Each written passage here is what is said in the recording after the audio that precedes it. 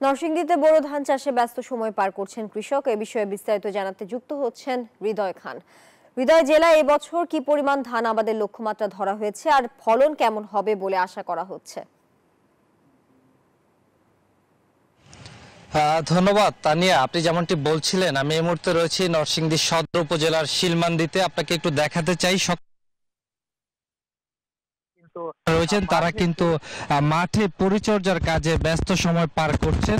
একই সাথে তারা যেমনটি বলছেন যে এখানে প্রায় 50% জমির উপরে কিন্তু তারা ধানের আবাদ করেছে, ইরুবিরু ধানের। এবং সেই সাথে তারা যেমনটি বলছেন যে এবছর খুব ভালো ফলন তারা আশা করছেন যদি বৃষ্টি হয়। এখনো পর্যন্ত খরায় কিন্তু তারা অনেকটাই আশঙ্কায় রয়েছেন। আমরা যদি একজন কৃষকের সাথে কথা বলি, একটু যদি বলতেন কেমন ফলন হওয়া আশাবাদ। এখানে ভালো ফসল হয়, ভালোই ফসল হয়, জমিও বেশি। আপনার এই ঈদে জামা জুতো অ্যাক্সেসরিজের ডিসকাউন্ট।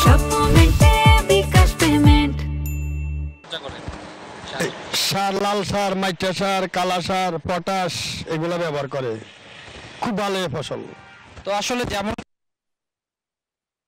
তারা যেমনটি বলেছেন যে এবছর প্রায় 56,000 হেক্টর জমিতে ধানের আবাদ। হৃদয়, আপনাকে ধন্যবাদ যুক্ত থাকার জন্য।